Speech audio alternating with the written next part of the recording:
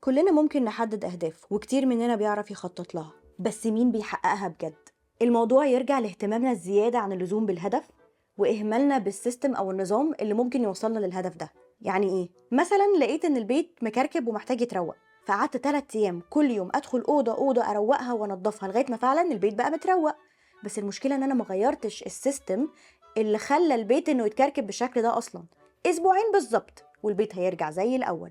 بس يعني إيه سيستم؟ السيستم هو مجموعة العادات اللي احنا بنتبعها في حياتنا كل يوم، زي ما الذرة صغيرة جدا بس تأثيرها كبير قوي. كل عادة في حياتنا مهما كانت صغيرة بتأثر على يومنا وعلى حياتنا أكتر بكتير ما انت متخيل. وعلشان كده جيمس كلير سماهم العادات الذرية في كتابه Atomic Habits. من الآخر أنا هقول لكم في الفيديو ده إيه أهم الدروس اللي أنا اتعلمتها من الكتاب ده، وأعتقد إن شاء الله إنها هتفيدكم. لو كل يوم اتحسنت 1% بس، على آخر السنة هكون اتحسنت 37%.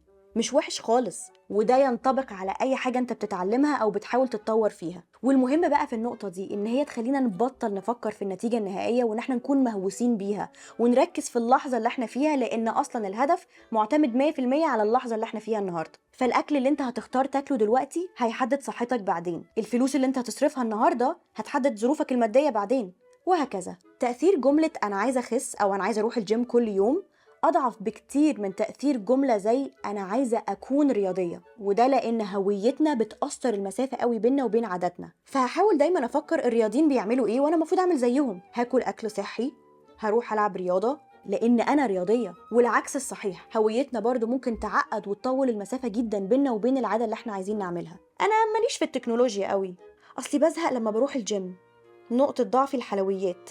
برمجوا دماغكم انها تحتوي الهوية الجديدة اللي انتم عايزين تكونوها. نخلي العادة اللي احنا عايزينها في حياتنا تكون واضحة قدامنا ومربوطة بعادة احنا كده كده بنعملها. يعني مثلا انا عايزة اقرأ اكتر، فهحط الكتاب بتاعي جنب السرير واقرر ان كل مرة اول ما ادخل السرير افتح الكتاب واقرأ صفحتين. والعكس الصحيح، العادة اللي عايزين نبطلها نخبيها من قدامنا. يعني انا انزل اشتري ليه حلويات لو انا اصلا عايزة اخس مثلا. يعني نخلي العادة اللي عايزينها ممتعة، لازم نفسيا يكون في شعور إيجابي مربوط بالعادة دي. يعني مثلا وأنا رايحة الجيم ممكن أسمع دايما الميوزك اللي أنا بحبها قوي، وأنا قاعدة على مكتبي بشتغل أكون حاطة حاجة ريحتها حلوة في ديكوريشن لذيذ.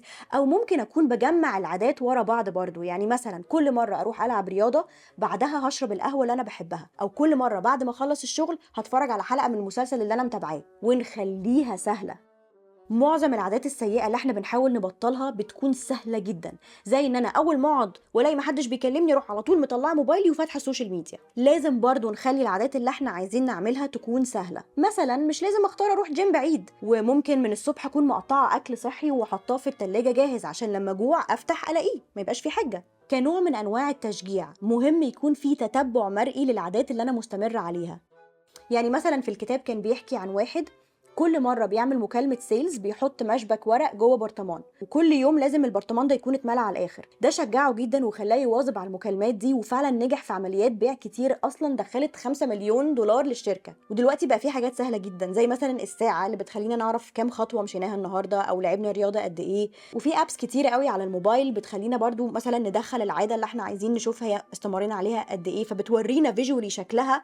فدي حاجة بتحمس قوي، بتخلينا عايزين نكمل على العادة دي أكتر. شكل التطور والنجاح مش زي اللي احنا متوقعينه، هو مش كده. الواقعي إن هو كده. احنا لما بنشوف ناس ناجحة بنشوفهم في الحتة الناجحة دي وبنفتكر إن الموضوع حصل في يوم وليلة.